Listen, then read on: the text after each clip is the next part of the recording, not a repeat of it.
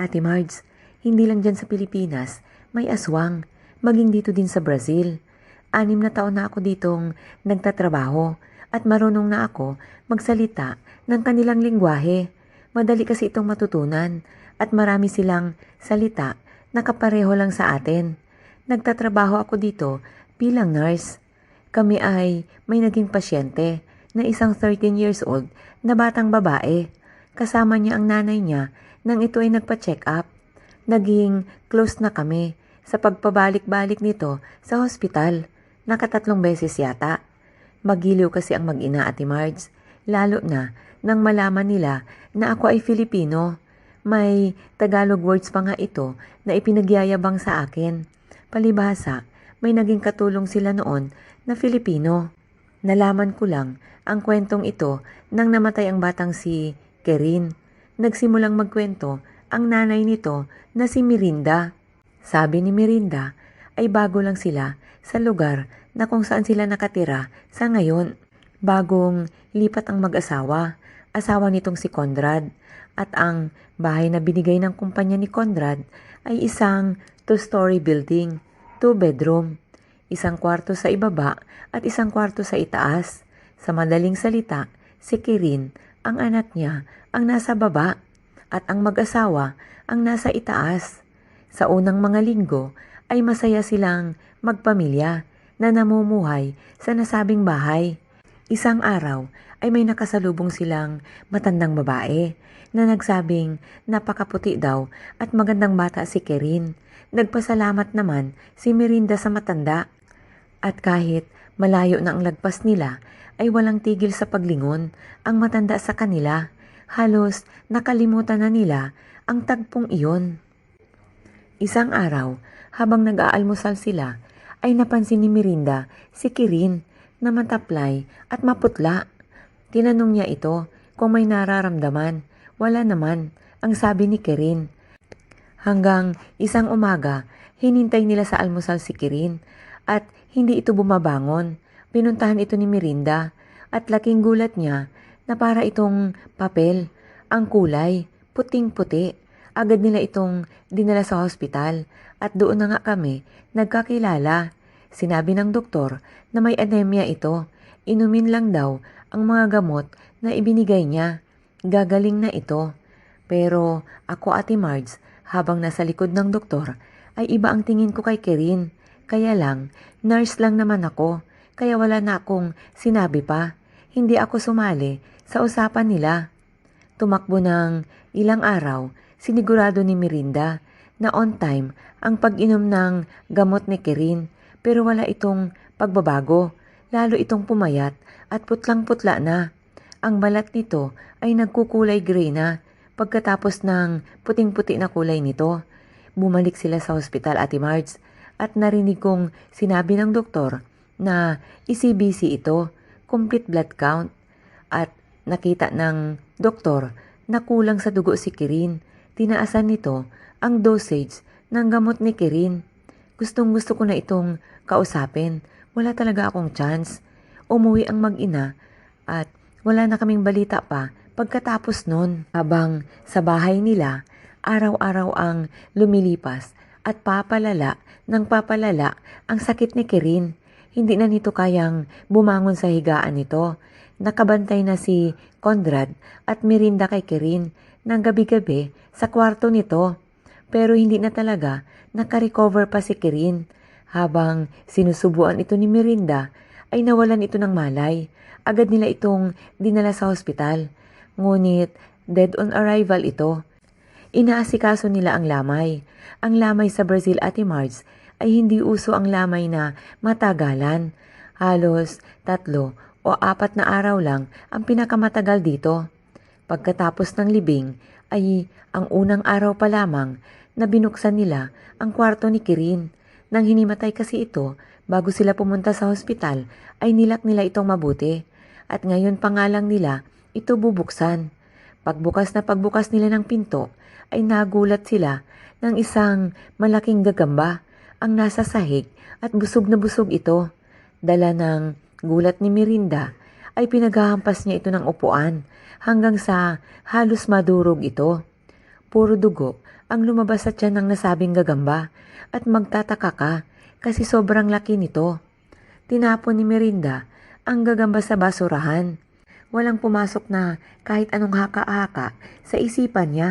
Siguro dala ng stress at puyat sa mga nagdaang araw.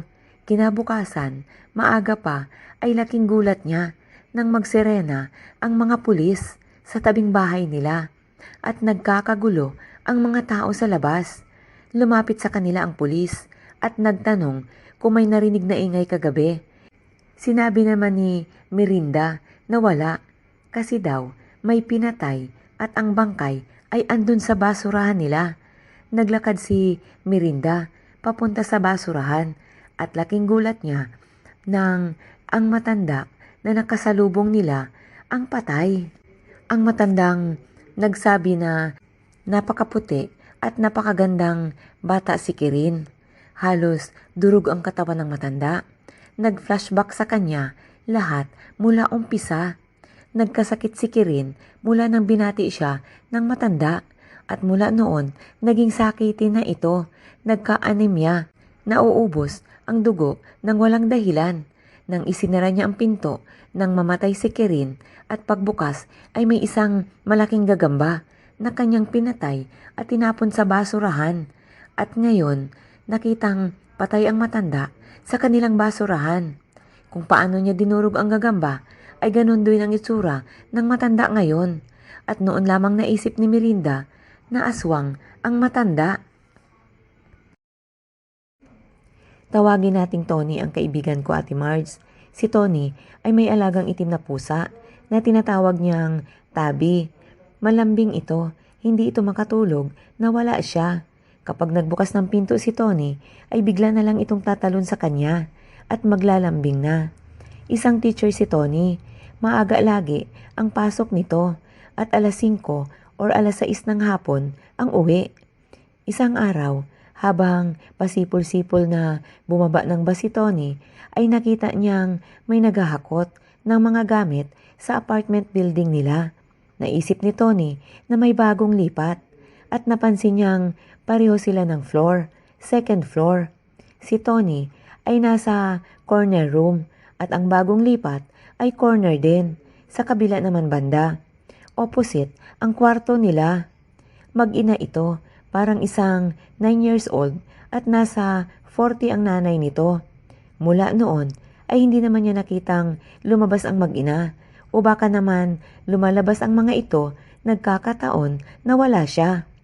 Hanggang sa papasok na siya sa trabaho nang madaanan niya ang umpukan ng ibang nakatira sa building na magmula daw lumipat ang mag-ina ay lagi nang umaalulong ang mga aso at sa gabi daw ay parang may mga kabayo na paikot-ikot sa building. Parang wala naman daw napansin si Tony, Ate Marge, pero marami sila na nag-uumpukan. Narinig pa niya, nagsalita ang isa sa mga ito. Baka nga daw aswang ang mag-ina. Weird daw kasi ang mag-ina at minsan daw nakita nilang pulang-pula ang mga mata ng mga ito. Nilagpasan lang sila ni Tony. Tumuloy ito sa trabaho. Kinagabihan, pagbukas niya ng pinto, ay walang Tabi na tumakbo sa kanya. Hinanap niya ito sa kusina, maging sa ilalim ng kanyang kama. Ngunit wala. Hindi siya makatulog ng gabing iyon. Iba ang kanyang pakiramdam. Hindi siya pumasok kinabukasan. Naghanap at nagtanong-tanong ito. Wala ang sagot ng lahat. Walang nakakakita sa kanyang itim na pusa. Sa loob ng 3 taon niya sa building, ngayon lang nangyari iyon. Hindi na siya mapalagay. Pag-aalala na may kasamang galit. Kumatok siya sa kwarto ng mag-ina na bagong lipat. Nagbukas ang anak nito. Tinanong niya kung nasaan ang nanay nito. Sinabi ng bata na nagluluto. Sumilip ang nanay sa pintuan at nakita nito si Tony. Agad itong tinanong ni Tony kung nakita nito ang pusa niyang itim. Nag-iba agad ang itsura nito. Mukhang galit na mukhang may alam. Sinigawan nito ang bata na isara ang pintuan. Hinawakan ng bata ang doorknob para isara. Nang mapansin ni Tony ang parang pulseras sa kamay ng bata. Ito ang kwentas ni Tabi ng kanyang alaga. Lagi itong nakakabit sa leeg ni Tabi para pag tumakbo ito o gumalaw, tutunog at malalaman mo kung nasaan sila. Agad na sumigaw si Tony na pulseras ng pusa niya ang nasa kamay ng bata. Isang malakas na kalabog ng pintuan ang tanging narinig ni Tony. Isinara ito ng nanay ng bata ng ubod lakas. Wala na siyang magagawa. Umuwi siya at nagpahinga. Pumasok siya kinabukasan at plano nitong i-report sa may-ari ng apartment ang buong pangyayari. Ngunit nalaman niya mula sa may-ari na umalis na ang mag-ina kaninang umaga pa. Nakiusap si Tony kung pwede pasukin ang kwarto nito. Sinabi naman ng may-ari na pwede at hindi pa naman nalinisan ito. May sakit ang maglilinis kaya ipinagpabukas na lang ng may-ari. Pagpasok ni Tony sa kwarto ng mag-ina ay dinampot niya ang kwentas ng kanyang pusa. At laking gulat niya nang nasa banyo ang pusa niyang nawawala. Pero wala itong lamang loob at nagsisimula ng mangamoy. At nagulat siya na hindi lamang si Tabi ang nandoon, napatay na. May ibang mga pusa din at may rabbit at may mga manok pa. Lahat, wala ng mga tiyan. Kinain ang mga lamang loob nito. Sinabi ni Tony ang lahat-lahat sa may-ari at doon palang nagkaalaman na hindi lang pala talaga alaga ni Tony ang nawawala. Maging ang alaga din ng mga nasa iba-ibang floor ay nawawala at tumigil lamang sila sa paghanap nang makausap na nila si Tony. At sinabi nga ni Tony na pasukin ang kwarto ng mag-ina at makikita nila doon ang lahat ng mga hinahanap nila.